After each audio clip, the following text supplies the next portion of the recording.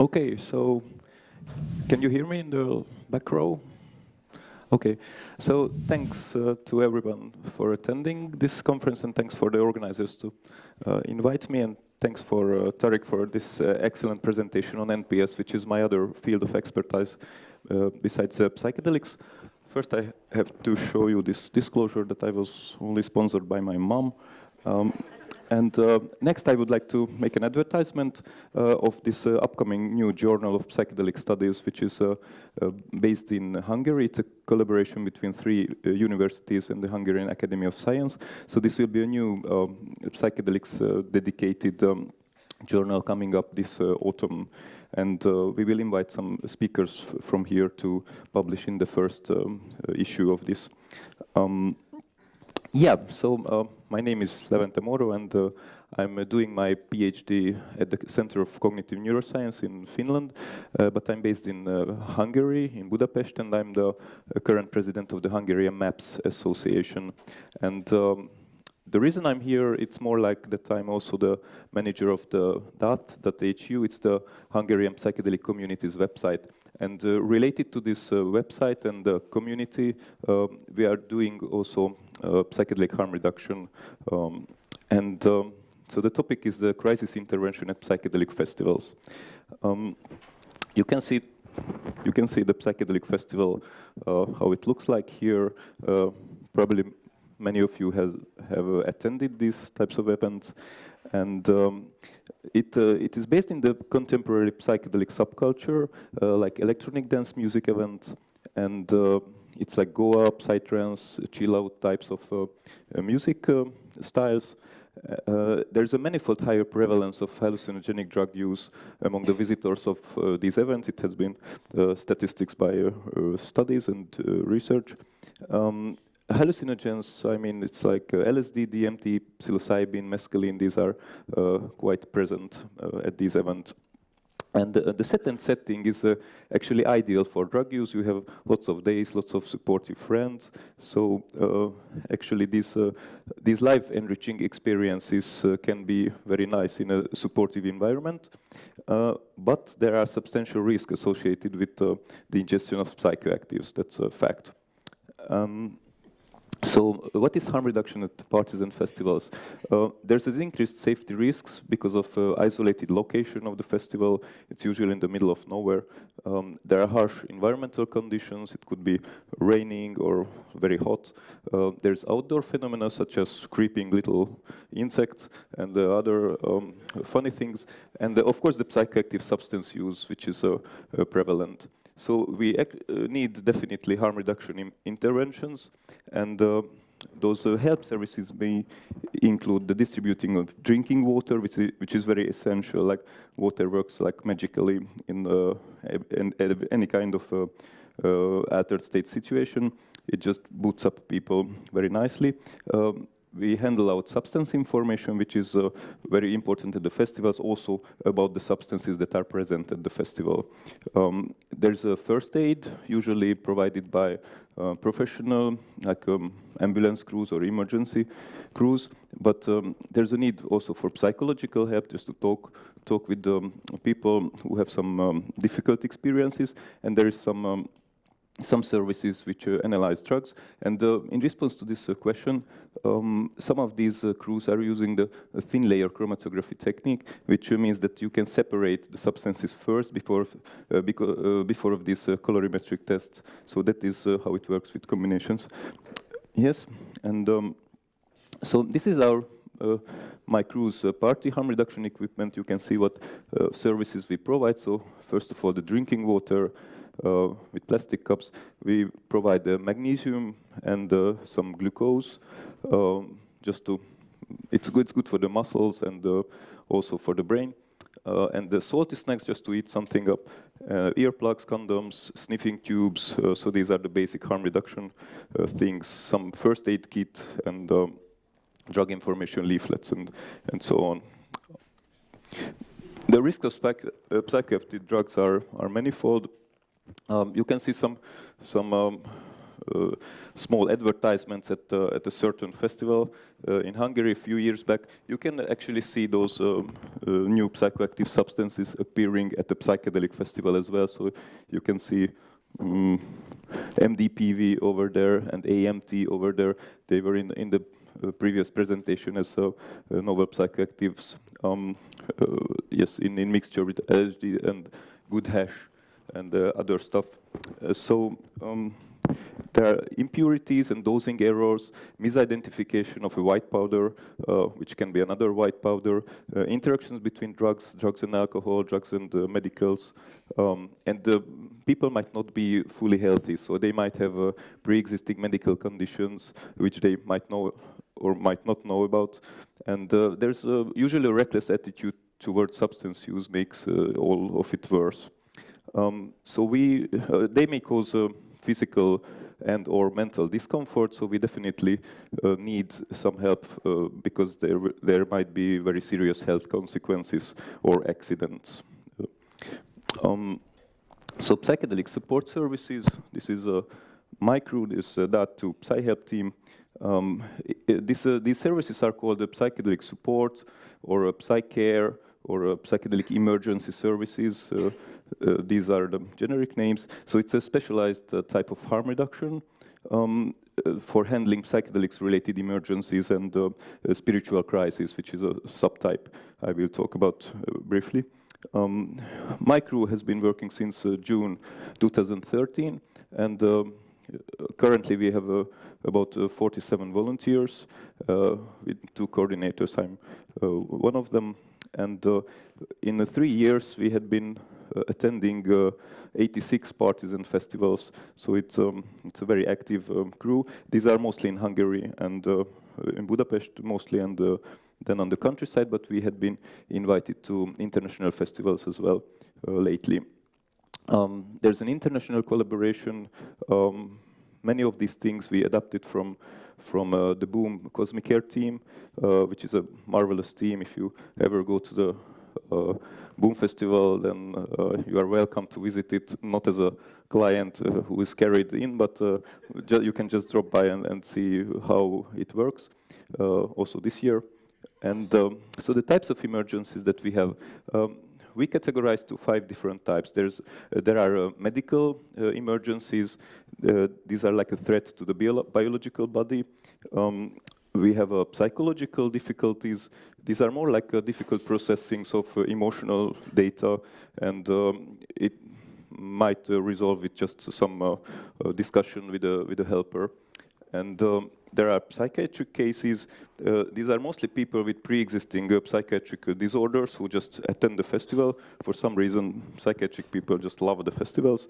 And they might get, either they don't take their regular medication in the festival environment, or they just might get like a drug-triggered acute psychosis because they just try to experiment with other like hallucinogens, which might be quite close structurally to their own medication. So they might end up in a worse condition that they came in.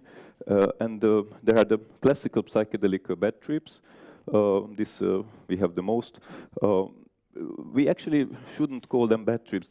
We usually call them like difficult experiences because they might be like a roller coaster from more difficult to less difficult. So it's not bad in that sense that there's lots of space to make something good out of it when processing properly. So these are hallucinatory and delusional perceptions of the world, of the person's own body and his or her mind. And we have the spiritual crisis situations or spiritual emergencies, which are, by content, they are more like religious or mystical. The person is pondering about the life and universe and everything. And this is quite rare, but we still have to be prepared for it at like psychedelic festivals. So what is the psychedelic consciousness alteration as a process?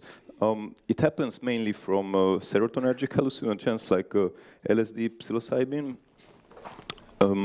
It's only a temporary alteration, So there's a destabilization of the baseline everyday consciousness state, and then a repatterning temporarily to like a metastable state of consciousness, which then later again destabilizes, and the basic baseline state of consciousness gets back. There might be some looping or incoherent thought processes present, and there's an impairment of short-term and long-term memory, although long-term memory can be the opposite, so some old memories can surface, which might not be that nice for the person. There are hallucinations and delusions, and they may appear as real for the person. So in their subjective reality, they are really like existing things, so it's quite hard to convince someone that he's only hallucinating or he has only delusions. It's quite the opposite that he or she experiences. And attention may turn inwards or towards unreal things.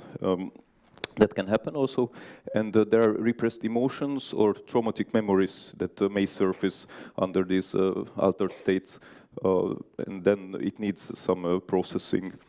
And we should be prepared for very diminished rational and verbal levels of interaction. So it's not always possible even to talk with the client. It could be in a condition that there is no access verbally. It's only like just in a very frightened state or something. So when you can talk with the client, then it's a kind of like a progress already. So what the client could be like? There's anxiety or fear present. As I said, it might be difficult to access verbally. You can't even figure out that what language the client speaks in the beginning when it's just like looking like that.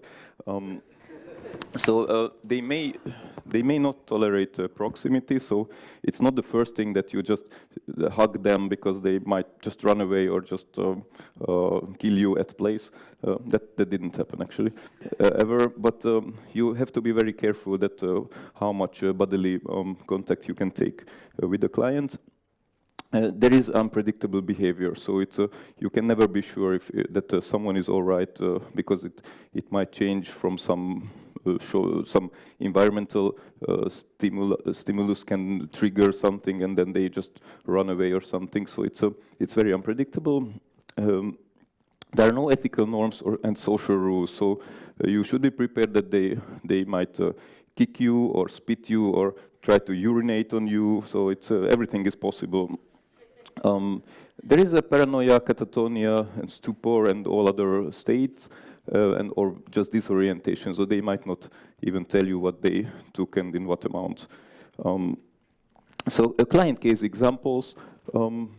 There are naked people sitting, walking, running, and so on at every festival. Of course, it's like the warm summer festivals and the hippie attitude that you want to show your body parts. But this is actually not a big problem. It indicates, although, that maybe the person is not fully aware that in what condition he or she is. And the other thing is that if there are like police present at festivals, then they might not appreciate this that much. And there are timeless long trips when there's a trip which could be very good, but after like 8 or 10 or 12 hours, it might be a bit annoying, and people feel this timelessness on hallucinogens, so they think that it will never end. 5 minutes. Oh. Okay. Yeah. So there might be a crashing after long usage of stimulants mainly. So it's after a few days not sleeping and taking stimulants, it can be very hard on the body. So they might just crash and just sleep for a day. It's a common situation when friends are lost at the festival and people get frightened under the influence of something. There might be epileptic seizures. It's very rare, but like stroboscopic lights might induce epileptic seizures. Reckless dosage, it's when someone is pouring LSD on your hand and then, it was a little bit more, but I still lick it, like I don't know how many doses. That can happen on the dance floor. There are psychiatric patients, as I said. They are a bit, they are very hard cases because you have to know if they are psychiatric patients, and then you might have to be able to provide medication during the festival, and then you might even have to evacuate them properly after the festival because they're not even able to get their stuff together, and they don't know where to go. So these are problematic. There are some people who are just energetic, but the security can't tell the difference between aggressive and energetic. So we need to make a diagnosis and say that okay, he's just sort of like climbing on the decorations or something like that, and it's not any kind of aggression. There are spiritual crises, as I said. It happens rarely, but some people might have this kind of how should I say, transpersonal or transcendent processing, and then it's hard to tell apart from psychiatric cases or psychosis. So this needs a very specialized diagnosis, like on site. There are these designer hallucinogens which might be on the blotter instead of LSD. N-bommies give a more body load. But the DO substances, the psychedelic amphetamines, they actually they might cause very long trips, like 16 to 24 hours, and it might be frightening for the clients that okay, what happens? So I usually come down from LSD after like 8-10 hours, and this had been going on for a day or so. So this is a situation which had happened at many festivals. And there are freeloaders who actually not real clients, but as they see a nice tent with nice people around, then they okay, they are under some influence, but if we ask them that, okay, are you in some kind of a crisis, then they will get into a crisis, and then they can stay in the tent for a long time. So this also happens. We have to make a difference. So how to help in psychedelic emergencies? Cases can be managed with somewhat similar methods. The metabolic activity works for us, so it decreases the drug levels, and gradually by time, so people will return to the baseline, basically. So the helping process requires active participation only for a few hours, practically. And first we have to convince the people to stay at the helping premises, and then we should prevent accidental injuries, and we should disadvise them from taking more drugs. That's also important, because more variables, it's a less predictable outcome. So we need to provide a calming presence and occasional communications, not too much actually is better. You shouldn't talk about abstract things with the clients, not too many questions, and no negative associations that you could have died or something like that. Simple verbal instructions are the best with these people, and the repeated reassurance that the trip will surely end, and you will get back to the baseline. You might have to tell it like in every minute for like an hour, but this works as well. What are the special requirements for helpers in these situations? The knowledge of first aid, handling emergency situations. I counted 2, but anyway. Knowledge of psychoactive substances, knowledge of altered mental states, and the psychological suitability, teamwork suitability, and client work suitability. And there's a list of psychological suitability for the helpers, which I will just list, like openness, mental fitness, unselfishness, humility, self-control, tolerance, altruism, attachment, detachment from the client, discretion, co-equality, pressure handling, and patience. And in a half minute, I will tell about the Psycare team at the Psy-Fi festival here in the Netherlands. It was last summer, and it will be also this summer. And it has 15,000 visitors. It was an international collaboration between a German, Dutch, and Hungarian teams and some other helpers. We had this not so lovely military tent outside near a lake, which means in Holland it's a swamp area, but in the inside it was really nice. So this was the cozy place with the heaters and blankets and sofas. So basically, we filled out some documentation forms about our clients. We got 83 cases documented and put it into an Excel table. And the statistics show these substances that we had to take care of, or people under the influence of these. LSD, MDMA predominantly, and some others also, including some MPS. And from the cases, I just from the cases I just briefly mentioned, yelling and running naked at night, walking naked until mom came with a car and fetched. Then some people were kicked out from magic truffle ceremonies because they were bad energies, so they ended up at our tent. And there was some amphetamine binge after a few days that the person couldn't stop his muscles. This he had to be hospitalized just to be sure. There are relationship breakups at the festival. It's very typical, so it might have some problems. And there's the Saturday tripping and Monday hallucinogen-related persistent perception disorder, so still some after effects after using a hallucinogen, and some contagious bad trip when someone sees a bad trip and then he gets a bad trip from that, like it's a trauma from seeing other people in bad condition. So all these things are collected in our Psy-Help manual, which you can download in English, Hungarian, and Finnish from this website. You just Google Psy-Help manual, and thank you for your attention. We are monitoring the dance floor with my lovely girlfriend, and thanks for your attention.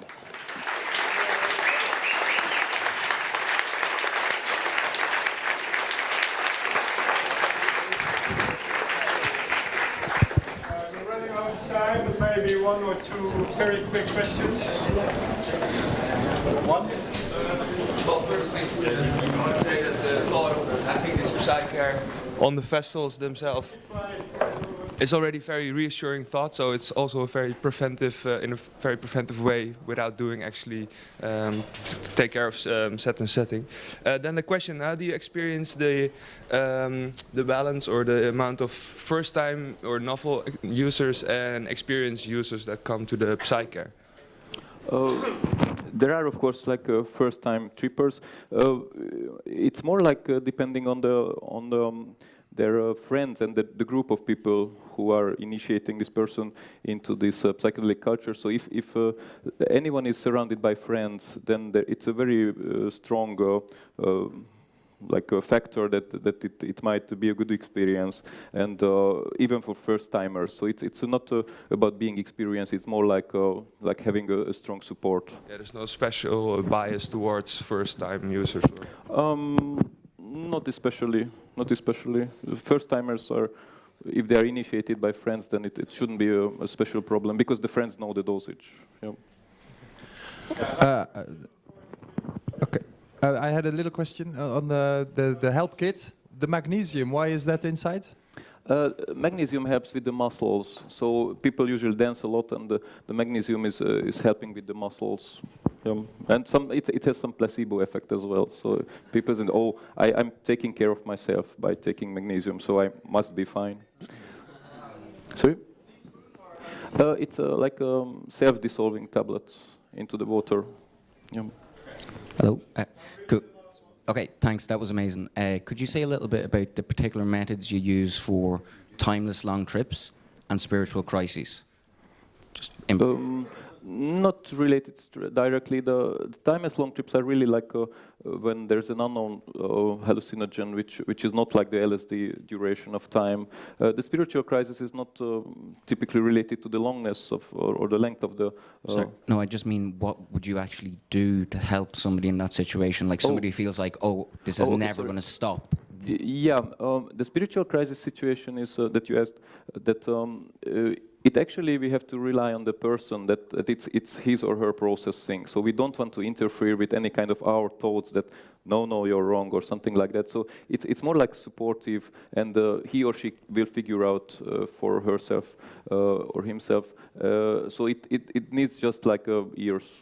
Okay. we give some ears. And to get rid of the timelessness feeling? Yeah, the timelessness feeling, it's just what I mentioned also, that it's the continuous reassurance that, yes, I know this feeling, it's because you don't feel your body needs, like you don't have to eat, drink, or pee, so you feel like time is not progressing forward.